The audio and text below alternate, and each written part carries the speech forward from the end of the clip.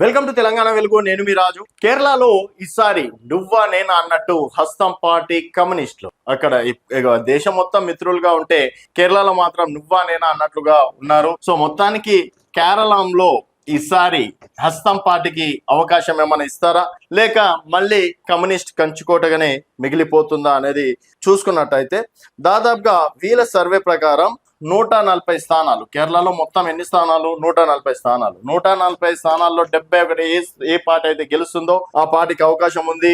And LDF, so Pinarayi Vijayan సర్కార్ దాదాపుగా 39.5% vote bank. అలాగే యుడిఎఫ్ హస్తం పార్టీ దాదాపుగా 41.5%. అలాగే భారతీయ జనతా పార్టీ ఒక్క స్థానం నుంచి ఒక ఎంపీ స్థానం గెలిచింది. ఒక ఎంపీ స్థానం నుంచి ఈ రోజు అక్కడ కార్పొరేషన్ లో గెలవడం అనేది జరిగింది, మేయర్ పీఠం. అలాగే ఈసారి దాదాపుగా 15% ఓట్ బ్యాంక్ కి భారతీయ జనతా పార్టీ దూసుకెళ్తుంది.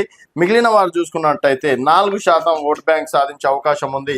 సో ఇక్కడ ఎల్డిఎఫ్ కి ఎన్ని స్థానాలు వస్తాయి చూసుకున్నట్టయితే 58 స్థానాలు. ఇక్కడ మ్యాజిక్ ఫిగర్ 71 స్థానాలు అయినా ఎల్డిఎఫ్ ఈసారి 58కి పరిమితం అవుతుంది. అండ్ 77 స్థానాలు. సో మ్యాజిక్ ఫిగర్ కి ఒక 4 స్థానాలు ఎక్కువగా యుడిఎఫ్ ఉంది. భారతీయ జనతా పార్టీ 4 స్థానాలు ఈసారి గెలిచే అవకాశాలు ఉన్నాయి. మిగిలిన వారు ఒక్క స్థానం మాత్రమే గెలిచే అవకాశం ఉందని చెప్పేసి అంటున్నారు.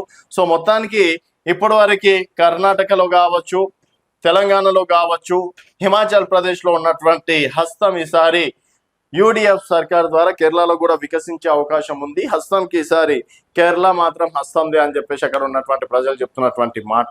చూద్దాం మరి, ఎందుకంటే చివరి ఈ 4-5 రోజుల్లో ఎలాంటి మ్యాజిక్ జరుగుతుంది. మళ్ళీ కమ్యూనిస్టులదే కంచుకోటగా కమ్యూనిస్టులకు ఉన్నదే ఒక్క స్థానం మళ్ళీ వారికి అంకితం చేస్తారా, లేకపోతే ఇక్కడ హస్తం పాగా వేస్తుందా అనేది వేచి చూడాల్సిన విషయం.